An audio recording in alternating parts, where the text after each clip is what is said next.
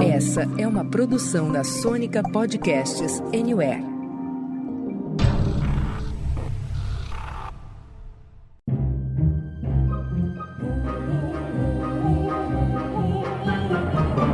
Senta, que lá vem spoiler.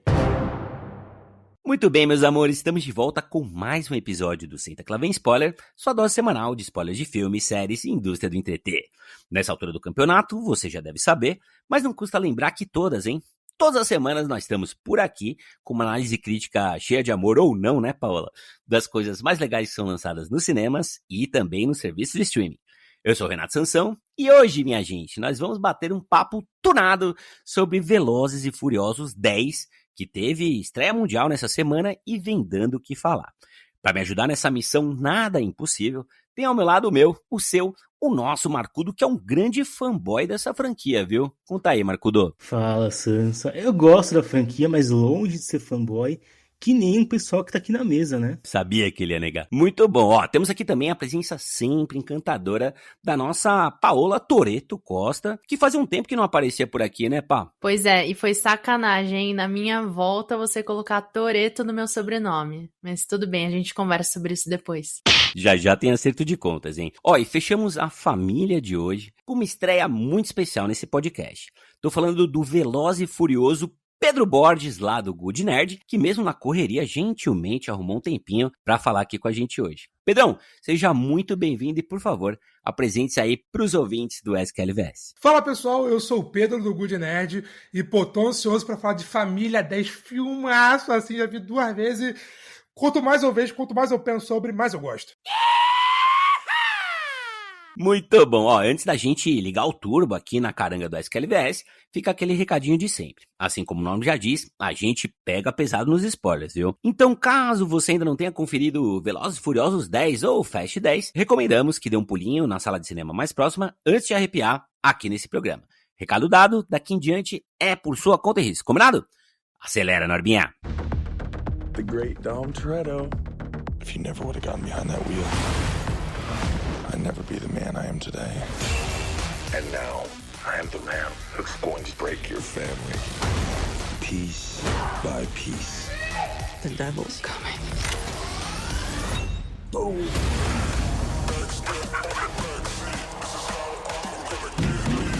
Tommy, I knew you would come for me. So how about we all just start shooting each other? Time to end this. Let's dig some graves.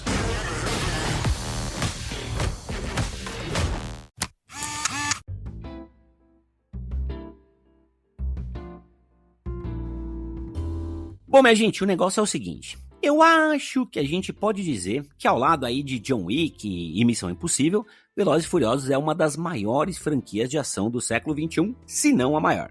E eu ressalto aqui, gente, a palavra maior em todos os sentidos, viu? Em quantidade de filmes, foram 11 até aqui, né? 10, mais o spin-off Hobbs & Shaw. Em tamanho de elenco, em bilheteria, e ó, a gente tá falando aqui de quase 7 bilhões de dólares arrecadados, somando todos os filmes. E também em fã-clube, né? Tirando o MCU, talvez essa aqui seja a franquia com o maior fandom do planeta, ou não é, seu Pedro? Pois é, e o mais legal de Velozes e Furiosos é que a franquia se expandiu tanto, mas tanto, que ela foi além de fãs de carro. E, tipo, a galera que realmente gosta de Velozes e Furiosos e tá lá assistindo na estreia, é fã mesmo da franquia, comemora quando aparecem novos personagens, quando acontecem certas coisas. E o pessoal tá doido pra ver o Brian voltar, que quando isso acontecer, cara, vai ter muito marmanjo chorando nos cinemas, e eu serei um deles. Mas como que isso vai acontecer? O cara morreu, cara. Não, o ator morreu, né? O personagem não, mas o ator não tem como ele voltar. Aquilo lá que eles fizeram naquele filme que ele saiu com o irmão dele já ficou mal feito, né? E trazer de novo, eu não sei como, Pô, tu achou mal feito mesmo, cara? Ah, eu achei muito mal feito aquilo. Dando minha opinião sincera, eu não sei qual que é o Paul Walker gravando, qual que não é o Paul Walker gravando. E caso o Brian volte, que é uma demanda que tá todo mundo querendo, grande parte dos fãs da franquia, seria naquele esquema, né? O Cold Walker, que é o irmão do Paul Walker, que também é ator e tal, vai voltar, aí digitalmente vão colocar a cara do Paul Walker. E, tipo, a própria família do Paul Walker já demonstrou interesse em ver o Brian de volta, né? Recentemente, a filha do Paul Walker apareceu no 10, então eu acho a possibilidade.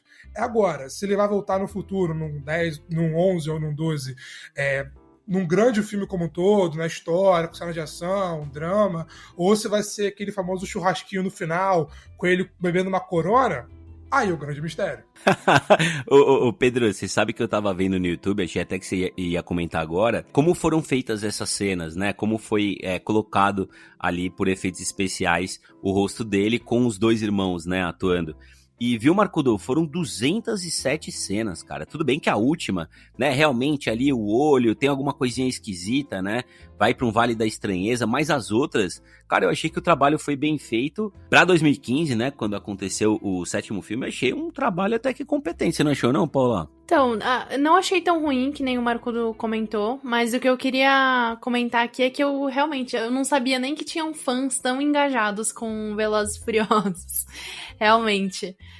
Eu nunca encontrei alguém que defendeu Velozes e Furiosos pra mim, como eu vejo em outras franquias que também são muito longas, como Pânico, Jogos Mortais, Premonição, até Duro de Matar, né, pra citar também um filme de ação aqui.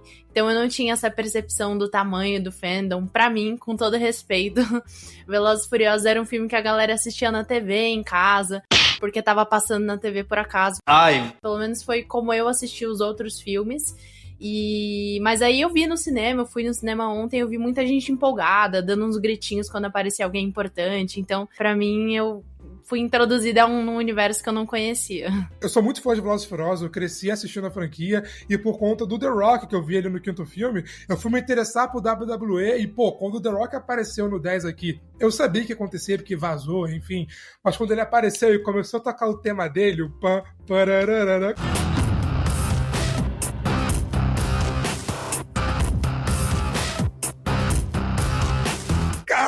Meu Deus.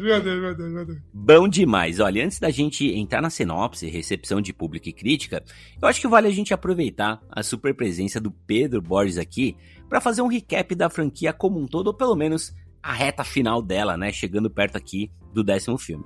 Afinal de contas, já se vão 22 anos desde o primeiro filme, e com tanto tempo de estrada, uma série de curiosidades vai aparecendo, né? Desde o namoro do Vin Diesel com a Michelle Rodrigues lá atrás, passando pelo lançamento da carreira da Gal Gadot no filme 4, as gravações no Rio de Janeiro, que não era bem o Rio de Janeiro, né, Pedrão? A famosa treta entre o Vin Diesel e o Dwayne Johnson, o The Rock, e claro, a trágica morte de Paul Walker. Velozes e Furiosos é uma franquia que veio de geração, né? O primeiro filme lançou antes mesmo de eu nascer. Não é possível que meteu essa, mano. Onde começou mostrando o policial Brian Connor investigando alguns roubos de produtos eletrônicos nos caminhões, até que eventualmente, para se infiltrar nessa gangue, ele acabou se aproximando até demais da irmã do possível, né, líder do assaltante, que é o Dom. Aí criou relação com a Mia. Aí eventualmente ele salvou o Dom, e enfim, eles foram amigos. Aí no final do primeiro filme, o Brian deixa o Dom fugir, porque eles meio que estabeleceram uma relação de amizade, mas por conta de que ele deixou o Dom fugir, o Brian foi expulso da polícia. Aí no segundo filme, vimos ele participando do racha, mas aí quando ele foi pego pela polícia, ou ele é preso, ou ele volta a trabalhar disfarçado para derrubar o líder de um cartel aí que estava roubando, né, transportando drogas dos Estados Unidos para fora e pegando dinheiro. Foi onde ele conheceu Roman Pierce, teve o Desafio em Tóquio, que cronologicamente é uma história separada, é basicamente um spin-off que se passa após os eventos do 6º filme. Aí no 4º filme, a gente voltou a ver o Dom. A tema de curiosidade, o Vin Diesel não voltou pro 2º filme porque ele não curtiu muito a ideia, não curtiu muito o roteiro. Aí, eventualmente, para voltar pra franquia, ele quis voltar agora como produtor executivo, ou seja, ele vai bolar a história. Por isso que tem algumas coisas que só com o Vin Diesel mesmo, só com o Toretto ali nos filmes. Aí no 4º filme, né, o Brian e o Dom acabam se reencontrando. Como você mencionou, tem a introdução da Gisele da Gal Gadot, que trabalhava infiltrada ali no quartel mexicano e tal. Aí chega do Rio de Janeiro, que é um dos auges da franquia, onde estão refugiados, procurados mundialmente, e, né, sabendo que não tem muito o que fazer, eles resolvem assaltar um traficante, que aqui descobrimos que é um traficante português, que está comandando o crime do Rio de Janeiro. Aí tem a parada do cofre, que leva ao 6º filme. onde todo mundo foragido, mas com muita grana, onde o Hobbs pede ajuda deles para derrotar o Owen Shaw. O Owen Shaw que está causando um caos pelo mundo, mas em troca deles derrotarem o Owen Shaw, eles iriam ter o perdão judicial, e no meio disso tudo, a Letty, que teoricamente tinha morrido no quarto filme, volta. Aí, né, eles conseguem o perdão, conseguem parar o Shaw. Mas aí no sétimo filme, o irmão desse Shaw, que agora é o Deckard Shaw, vai querer vingança. Aí no oitavo filme, o Dom trai a família para poder salvar o seu filho. Ou seja, ele trai a família para salvar a família, enfim. Aí tem esse décimo filme, onde o filho daquele traficante Hernan Reis quer vingança, porque eventualmente Dom e sua equipe mataram seu pai, roubaram o seu dinheiro, ele ficou pobre. Aí nesse filme aí, o Vin Diesel levanta um carro com um braço. Aí nesse filme aqui também, o Vin Diesel junto com o seu filho, o Brianzinho, que tem uma parada bem sinistra em relação a isso, desce uma represa quando o caminhão explode. É uma doideira, mas é que ela é divertido, então eu tô assistindo, tô me divertindo muito nos cinemas. Ô Pedro, e pra ajudar os nossos ouvintes, na cronologia, onde exatamente entra o Hobbs & Shaw, né? Tem muita gente que gostou desse spin-off, né? E ficou curioso, até pra sequência disso, ele entra entre o sexto e o sétimo, é mais ou menos por ali? Não, o Hobbs & Shaw, ele acontece por conta da treta do Vin Diesel com The Rock, né? No oitavo filme, onde basicamente era uma briga de quem era mais macho alfa. Aí, né, eventualmente, ao verem que os produtores, ao verem que tem o Vin Diesel, que a careca faz grana, e ao ver o The Rock, que é uma careca com músculo que faz muita grana, resolveram dividir. Então Hobbs & Shaw se passa após o sexto filme, mas diria que paralelamente aos eventos do Velozes 9, que também se passa um certo tempo após o nono filme. Aí tem um décimo que também se passa um pouco tempo após tudo isso. É um pouco confusa a cronologia, né? Porque o filho do Vin Diesel, né? O Brianzinho, ele nasce no oitavo. Não nasce, ele tá com ali um aninho ali no oitavo. Aí no nono já tá ali uns 4, 5 anos. Aí no décimo já tá com, 10 anos fazendo drift e... Mal ideia. E perguntando aqui pro nosso careca Marcudo. Marcudo, qual que é o careca alfa favorito seu? É o Vin Diesel ou é o The Rock, hein? Não tenho favorito, mas eu acho que eu gosto mais dos filmes do The Rock. Eu acho que sim. No quinto filme, temos o X1 do The Rock com o Vin Diesel, né? E em 2 momentos, o Vin Diesel só saiu superior porque ele é produtor da franquia, entendeu? Naquela hora do Diesel do Brasil, o Vin Diesel tá pau a pau com o The Rock. O Vin Diesel tem 1,80m, o The Rock tem 1,96m. Não faz sentido, mas botou um banquinho ali. Aí depois o Vin Diesel só ganhou do The Rock no X1, porque, né, é produtor. Só isso mesmo. Muito bem complementado, ó, gente. Com todo esse contexto dado aqui pelo Pedro, vale a pena a gente entrar mais a fundo na história de Fast 10. Olha, alimentada pela vingança, uma ameaça terrível emerge das sombras do passado na forma do vilão Dante, que retorna para destruir o mundo de Dom Toretto e todos que ele ama. Comandando a equipe de corredores mais conhecida do mundo, Dom decide encarar sua mais arriscada missão sobre 4 rodas. Como sempre, né, gente? Sem muitos rodeios. Olha, e antes da gente entrar de cabeça no filme, bora dar nossa tradicional passadinha pra ver que público e crítica tem rachado dessa produção. Conta aí pra gente, Marcudo. Sansa, antes de trazer as avaliações de público e crítica, vale reforçar o sucesso absoluto de bilheteria dessa franquia. O 10º filme teve uma queda com relação ao nono, mas fez 67 milhões de dólares nos Estados Unidos e Canadá, impressionantes 319 milhões de bilheteria global, com o Brasil sendo responsável por quase 10 milhões de dólares. Foi o recorde de pré-estreia e estreia da franquia por aqui. Agora, passando pelos agregadores, a coisa tá assim. Lá no IMDb, a gente tem mais de 14 mil avaliações, a nota média 6.4. No Metacritic, o Metascore aponta 55 de 100. No Letterboxd, o filme tá com 2.9 de 5. E o Rotten Tomatoes resume um pouco do que a gente está falando até aqui. Fast 10 conta com a aprovação de apenas 54% da crítica. E olha só, 87% do público. Mas chegou a hora da gente falar do que realmente importa aqui nessa bagaça, que é claro, a opinião do Senta que lá vem spoiler. Ô Pedro do Good Nerd, o Brasil quer saber quais são suas primeiras impressões sobre o 10º filme. Você gostou, amor, ou dá pro gasto? Eu acho que eu já entendi, já tô 100% dentro dessa realidade nova de Velozes e Furiosos, que não é mais racha, que não é mais algo mais realista, e os caras tão filmaço de ação, pique Missão Impossível. Nesse 10º filme, cara, tem aquela cena do avião, em que o Jacob sai junto com o Brianzinho, e, cara, você substitui a cara do John Cena no Photoshop e coloca o do Tom Cruise, Missão Impossível 7, sabe? Então, meio que já entendi que vai ter coisa irrealista, que vai ter coisa que não faz muito sentido no roteiro. No nono, por exemplo, cai uma pedra em cima do Roman, ele sai de fininho como se nada estivesse acontecido. Enfim, já aceitei tudo isso, então eu sentei na cadeira do cinema com a pipoquinha, uma coquinha gelada e me diverti. Pô, tem certas cenas ali que eu vibrei acontecendo, Vin Diesel com aquelas suas frases motivacionais que não tem medo de perder família, e pô, bom demais, cara, bom demais. Dinheiro vem e vai, a gente sabe disso. A coisa mais importante na vida vão ser sempre as pessoas que estão aqui. Aí, pô, no final aparece simplesmente a Mulher Maravilha e no pós-crédito o Adão Negro, né? O The Rock, que inclusive viu o fracasso de Adão Negro e falou, pô, boleto, né? Pagar, voltar. Tá aí. Vai ser o protagonista do 11, pelo menos. Sempre que eu vou ver Velozes e Furiosos, eu vejo com uma expectativa média, então esperando ver mais do mesmo. E eu acho que foi isso que aconteceu. Então, pra mim, o filme dá pro gasto. Eu sinto que a gente termina o filme e nada mudou muito em relação à premissa que a gente tem no início. A gente viu um amontoado de cena de ação, algumas mortes também, né? Ou pelo menos, teoricamente, são mortes, mas a gente nunca sabe que as pessoas podem voltar. E eu acho que desde quando o filme dá o start mesmo, o Vin Diesel passa por várias coisas, mas acaba no mesmo lugar do início. Lugar não físico, né? Mas no mesmo momento, a mesma situação. Então eu não sinto que a gente evolui conforme o filme vai progredindo. Mas eu confesso também, não posso falar que acho de tudo ruim, porque eu fico bem hipnotizado com as cenas de ação que eles trazem, que tem coisas muito absurdas, mas eu acho que elas prendem muito a gente, elas são muito bem feitas. E sabe quando você se dá conta que você tá vidrado, vendo as coisas explodirem, as brigas e fugas, e soco pra lá, chute pra cá? Eu me peguei assim em alguns momentos. Então, mesmo o filme tendo mais de 2 horas, né? Eu não senti tanto isso, porque essas cenas me prenderam bastante, mas também não é um filme que eu recomendo pras pessoas e que eu vou falar que é um filmaço e que eu adorei. Eu acho que dá pro gasto. Marcudo, você perguntou pro Pedro, né? Gostou, amou ou dá pro gasto? O Pedro amou e eu tô entre o gostei e o amei, cara. Porque eu vou falar uma coisa pra você, viu, Marcudo?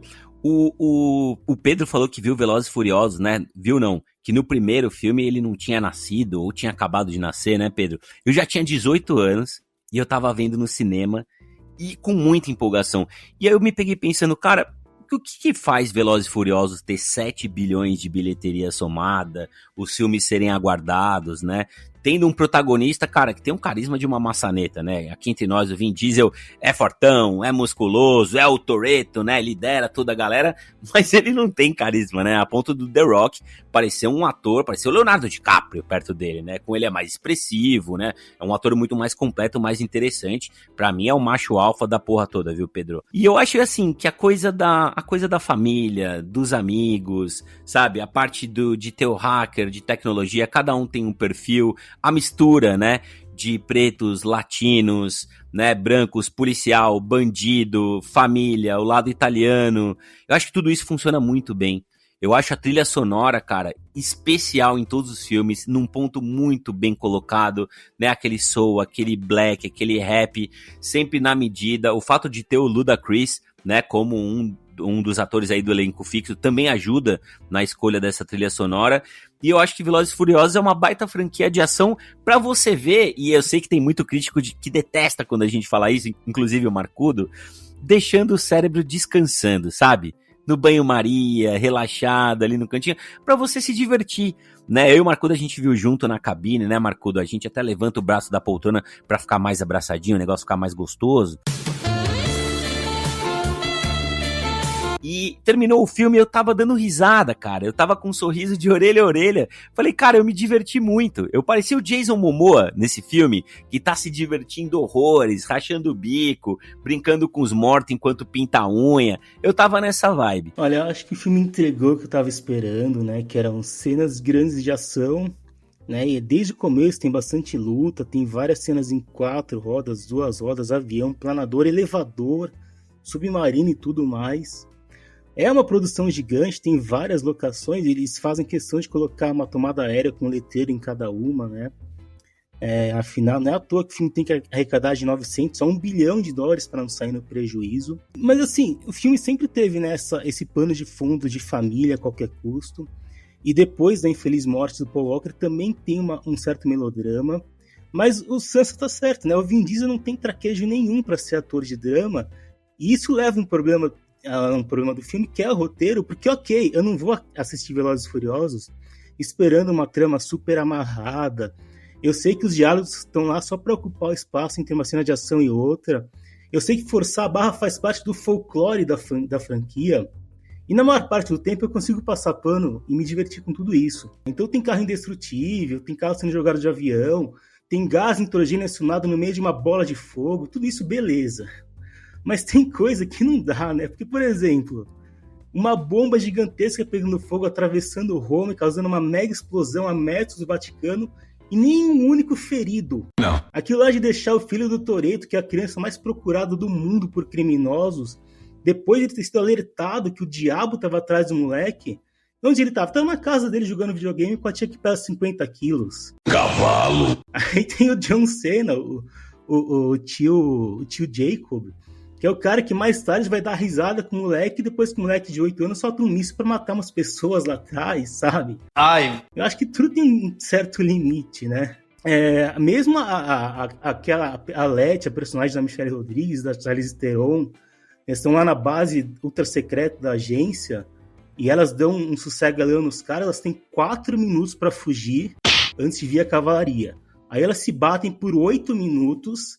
A Michelle Rodrigues escala aquele túnel no joelhinho, vê que tá no meio do Alasca, volta, a outra já tá esperando ela com a roupa pronta, e não aparece ninguém pra dar um tiro nelas, que seja, dar um peteleco nelas, que seja. Tome! E aí elas estão andando no Alasca e encontram um submarino com a Gal Gadot. O Sansa falou que tava rindo, nessa hora o cara que tava do meu lado na cabine começou a rir e falou, é o pior filme que eu já assisti. Que é isso, meu filho? Calma. Eu não concordo com ele, teve muita coisa que me incomodou, mas eu acho que como filme de ação ainda funciona. E pra quem é fã da franquia também é um prato cheio, como sempre. Concordo com o Marcudo, até as coisas que ele falou que ele passa pano, eu não consigo passar pano, tanto assim. Acho que essa cena da luta delas mesmo é realmente absurda. E, enfim, eu acho que a gente realmente sabe que vai ver Velozes e Furiosos, a gente tem que... Sabe que vai passar do ponto e tem que passar pano pra isso, a gente já assiste com isso subentendido, mas eu acho que acaba se tornando cansativo em certos momentos. O Marcudo, ele falou em relação ao Jacob aparecendo lá e salvando a Mia e o Brianzinho. Pô, cara, o John Cena, né, eu acho que vocês devem saber que ele é lutador de WWE, luta livre e tal, um dos maiores que tem, e pô, ele aparece lá, desce porrada nos caras e simplesmente aplica o finisher dele, cara. Pô, eu pirei, falei, caralho, bom demais! Aí você falou em relação da luta da Michelle Rodrigues com a Charlize Theron. Realmente, no quesito minutagem, não faz o menor sentido. Porém, é a Charlize Theron e a Michelle Rodrigues brigando, descendo a porrada uma na outra, meu irmão. Maluco, isso é bom demais. E há uma informação bônus, essa cena foi gravada sem diretor no set. A cena de luta em si, porque ela foi gravada ali na troca de diretores, quando saiu o Justin Lin e entrou o Louis Leterrier. Aí a Michelle Rodrigues e a Charlize Theron tem vídeo de bastidores, assinando com a produção e fala, partiu. Bora, viu! E eu mencionei, né, as outras franquias que tem fã-clube, e desculpa, gente, eu esqueci de mencionar Harry Potter, né? Talvez a franquia que mais tenha um fandom mobilizado, prontíssimo pra defender qualquer filme, qualquer cena, qualquer momento. Inclusive, Paulinha, um beijo pra você, tenho certeza que você tá ouvindo a gente.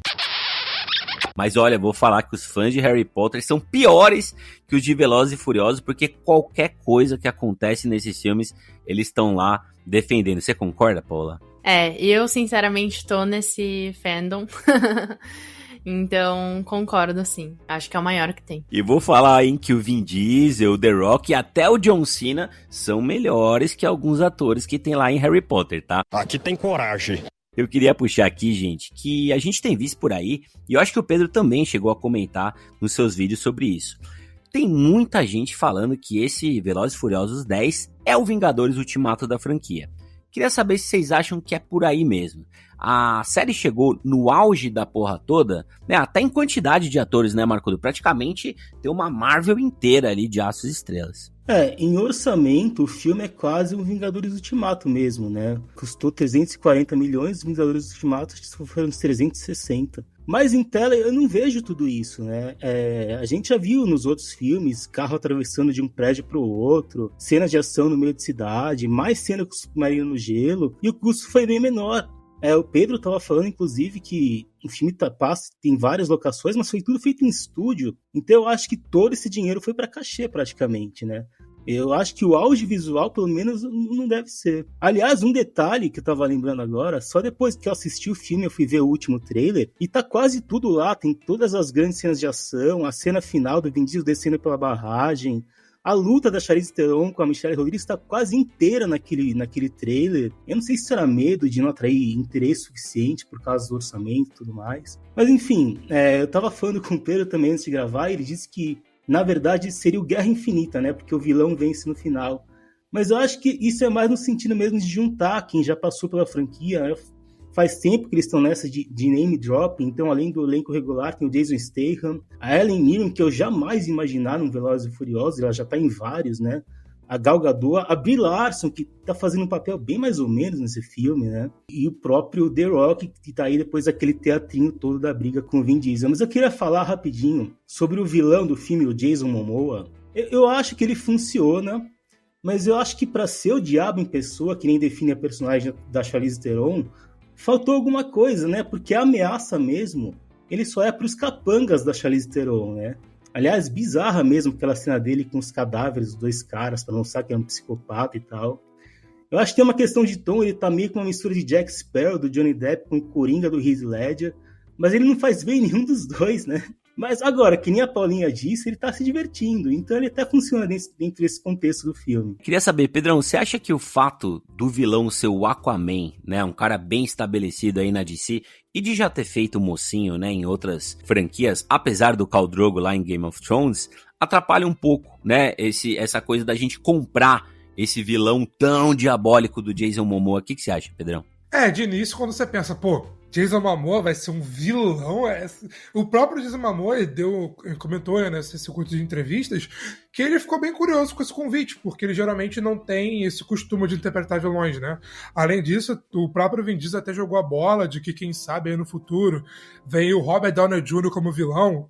Aí seria ainda mais estranho. Mas a parada aqui do Dante é o Jason Momoa tá se divertindo, sabe?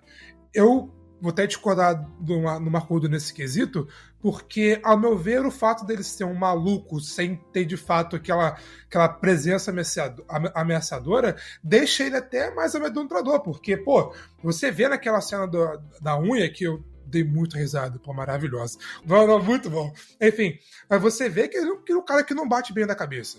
E que, ele pode brincar. Tem a cena onde, por exemplo, o Dom pega ele na ponte ali e soca a cara dele, ele começa a rir. Cavaleiro das Trevas total. Ele pode ter esse lance, mas na hora, assim como o Coringa Cavaleiro das Trevas, na hora que ele tá apanhando, ele revela que, tem uma carta na manga. Aí no final, ele não tem dó de matar todo mundo, entendeu? Não tem dó de mandar um míssil pra atingir o avião com 4 malucos. É claro que esses 4 malucos não devem morrer, mas ele pelo menos tentou. Era um dos pontos que eu queria comentar aqui também, que eu gostei do Jason Momoa. Eu acho que sim, teve uma inspiraçãozinha no Coringa, principalmente eu senti do Heath Ledger, mas eu acho que eu senti uma inspiraçãozinha e eu gostei. Acho que de todos os personagens foi quem eu tive maior, assim, foi quem mais me divertiu ao longo do filme. Acho que foi o grande destaque, assim, acho que ele é bem caricato, mas ele é bem divertido e, enfim, eu, em geral, assim, eu já não tenho paciência pro Vin Diesel e pros papéis todos iguais dele.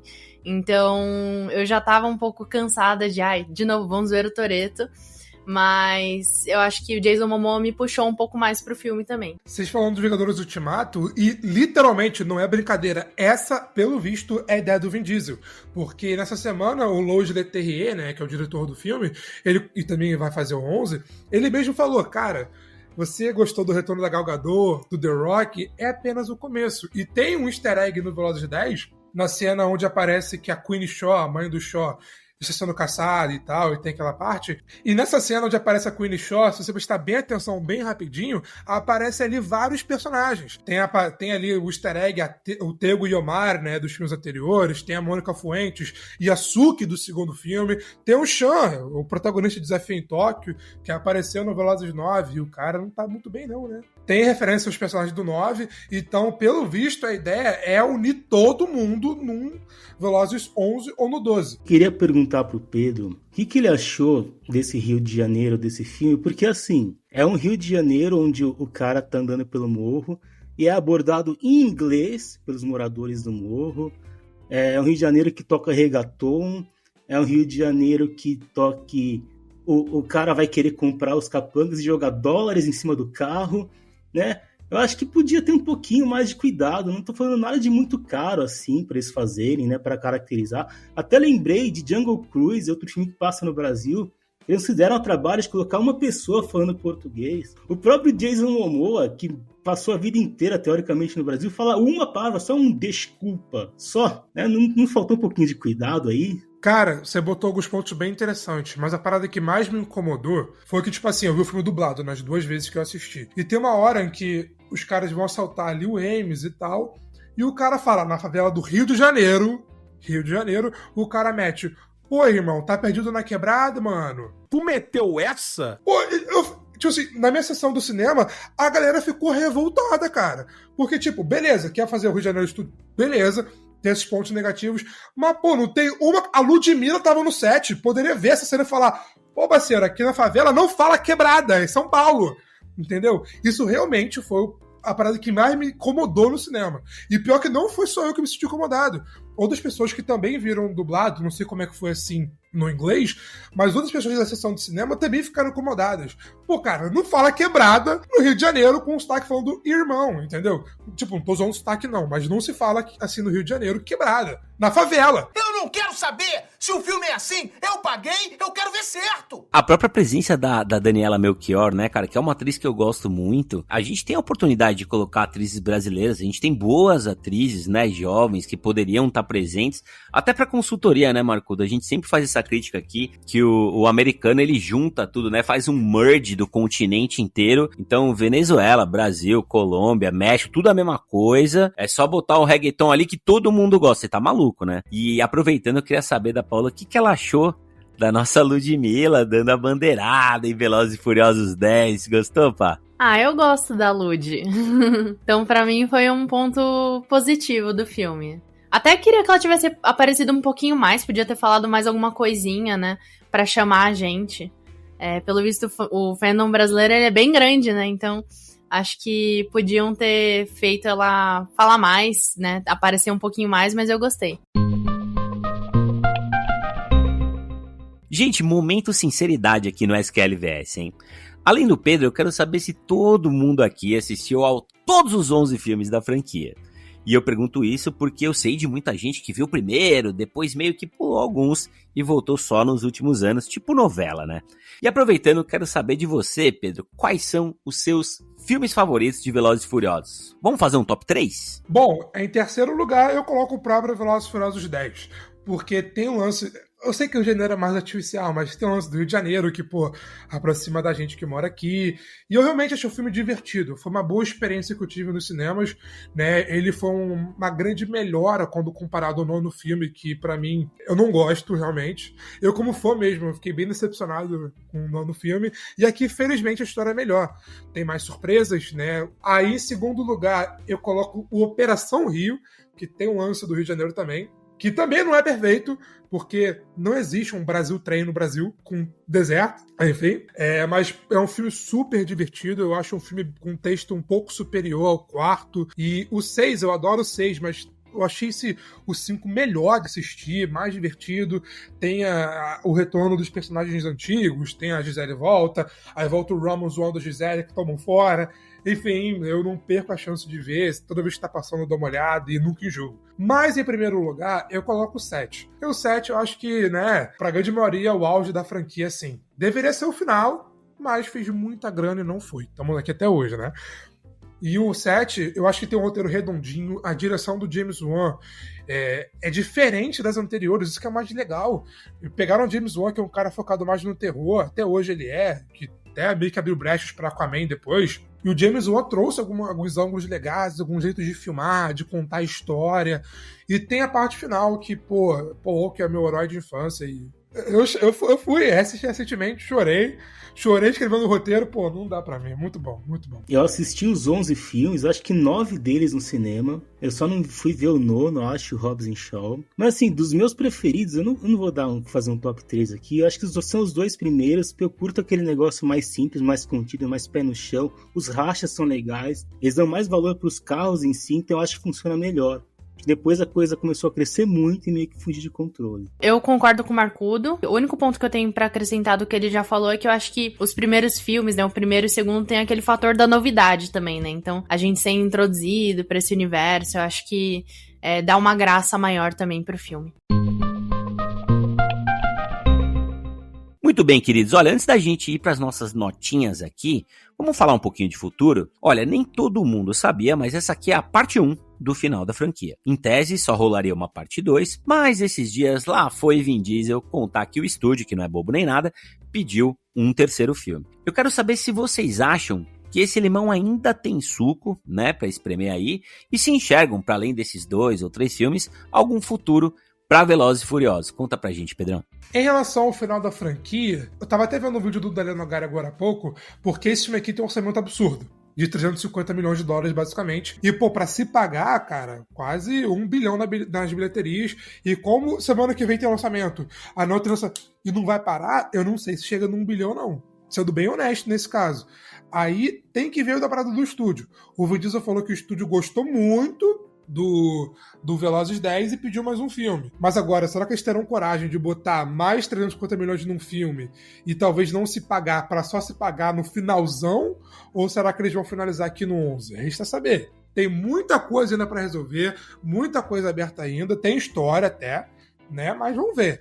Agora, quanto ao futuro da franquia, recentemente a Brie Larson, junto com a Jordana Brewster e a Michelle Rodrigues, estão fazendo meio que uma campanha para um spin-off feminino de Velozes e Furiosos. Que agora, dependendo do rumo que a Cypher for ter também, pode ter também a Charlize Theron, e agora com a Gisele da Gal Gadot, Quinteto, Velozes e Furiosos, enfim, pode ser um caminho que a franquia pode continuar além da franquia principal. Tem o Hobbs e Shaw, que a última notícia que tivemos sobre o segundo filme, que foi confirmado, é que não há nenhuma conversa, e sabendo que agora o The Rock vai voltar para Velozes 11 e que o Shaw tá envolvido também, eu acho difícil sair o Hobbs and Shaw agora. E aquela, Velozes e Furiosos pode até acabar no 10 ou no 12. Acabar, vamos supor, 2026. Mas em 2036, 35, vai rolar o 3 agora com o Brianzinho adulto, com nova galera. Vai rolar. E você falou isso, viu, Pedro? A Paola já explodiu de alegria. Acho que ela mal pode esperar pra tudo que vem por aí, né, pá? Pois é. Eu concordo, eu acho que vai rolar mesmo. Mas pra mim já podia ter acabado, ou enfim, tá se encaminhando aí pra acabar. Mas vamos lá, né? Se sair a gente vê e critica aqui de novo. É novelão, né, Marcudo? E novela que é boa tem que durar aí 200, 300 episódios, ir até 2030 e pouco, trocar geração, ter casamento, nascer criança. Não é assim que faz, Marcudo? Mas dá-lhe novela, né? A parte 2 do Fast 10 foi anunciada pra 2025, né? Eu pensei até que já estava gravado, pensei que eles tinham gravado tudo junto, mas parece que não. 2 anos é bastante tempo, né? Eles, na verdade, fizeram o Velozes 10 no período de 1 ano. Se você for dar uma olhada no Instagram do Vin Diesel, ele bota a foto lá Day One, se eu não me engano, em abril. E menos de 1 ano, já que teve sessão antes. Quanto a Velozes 11, tem até um problema ainda maior, que é a greve dos roteiristas. Porque, embora o filme tenha sendo confirmado e tal para lançar 2025, o roteiro não pode ser escrito agora por causa da greve. E o roteiro do Velozes 11, ou Velozes e Furiosos 10 parte 2, será escrito por Christina Hudson, que fez Aves de Rapina recentemente e tá escrevendo The Flash. Então, se The Flash tiver um texto bom, maravilha. E também pelo Oren Uziel, que fez Anjos da Lei 2, que eu acho divertidíssimo. E a pergunta de $1 bilhão, não é nem 1 milhão. Pro Marcudo. Ô, Marcudo, a greve de roteiristas, né, e a gente tá falando de roteiro, afeta Velozes e Furiosos? Porque, né? Apesar de tudo, afeta, né? Precisa ter o roteiro, precisa ter alguma coisa de onde partir. Não dá pra ser sempre aquela luta da Charlize Theron e Michelle Rodrigues no embalo. Mas para além do filme 11, eu não sei para onde a franquia pode ir, né? Mas com certeza não vai encerrar, porque é uma franquia bilionária que não sei se está no auge, mas está perto de. Pode não ter o mesmo fôlego nos Estados Unidos, mas tem pelo mundo inteiro, especialmente na China. Então vai ter o 12, daqui uns anos vai ter o 13, o 14, pode ser reboot, pode ser com outros atores, o Vin Diesel pode ter um papel menor, pode ser produtor, mas vai ter Velozes e Furiosos por muito tempo ainda. Tem os spin-offs, o próprio Tokyo Drift, que o Pedro lembrou, que foi um spin-off dentro da franquia, e eu acho que funcionou até. Só aparece o Vin Diesel no final, bem rapidinho, pelo que eu lembro. Hobbs e Shaw, que é outro que deu certo, então tem pra onde ir.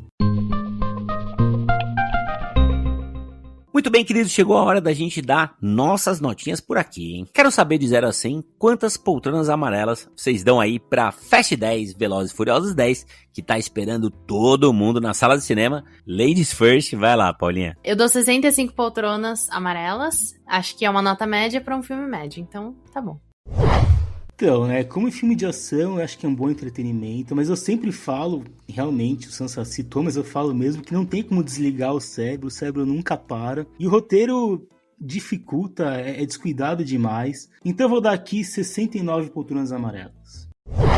Eu me diverti bastante na sala de cinema, já vi 2 vezes, só me diverti mais, então eu sei que é tudo irreal, sei que é impossível o Vin Diesel levantar um carro com um muque, mas aconteceu, comprei, e é isso, eu fecho com 80 poltronas amarelas, me diverti bastante, e se puder, eu verei mais uma vez. Cara, eu vou acompanhar a empolgação do Pedro e vou dar uma nota aqui um pouco pro conjunto da obra, cara. Porque eu acho que, apesar de não ser o melhor dos roteiros, esse 10º filme, né, esse início de fechamento de Velozes e Furiosos, tem um papel importante ao amarrar as coisas, né, e colocar muitos personagens e saber até dar o tempo de tela pra cada um, que a gente nem sempre vê, por exemplo, nos filmes da Marvel e às vezes da DC, né. Por tudo isso, eu vou deixar o Fast 10 aqui com 75 poltronas amarelas. Muito bem, depois de consultar a calculadora aqui do Senta que Lá Vem Spoiler, chegamos na média de 72 poltronas amarelas para Velozes e Furiosos 10. E é isso aí, minha gente, nós vamos ficando por aqui, sempre lembrando que todas as semanas tem episódio fresquinho do Senta que Lá Vem Spoiler pra você escutar aí, cuidando da sua família, acelerando no Rio de Janeiro, explodindo tudo lá no Vaticano, ou gostosão aí no sofá, zapeando pelos serviços de streaming e salas de cinema em busca da sua próxima aventura. Obrigado, viu, gente? Obrigada, pessoal. Tchau, tchau. Muito obrigado pela companhia e lembre-se, família é o mais importante. E aproveitando, caso você queira saber mais sobre o meu trabalho, eu tô fazendo vários vídeos sobre Velozes e Furiosos lá no canal no YouTube Good Nerd. Eu tenho redes sociais, Twitter, TikTok, Instagram, @GoodNerd23 em tudo. E caso você queira me seguir no meu pessoal também, né? Tem @PedroBDA2. E vamos nessa aí. Conteúdo todo dia, sem parar. E falando o que a gente gosta, né, cara? É isso aí, pessoal. Valeu e até a próxima.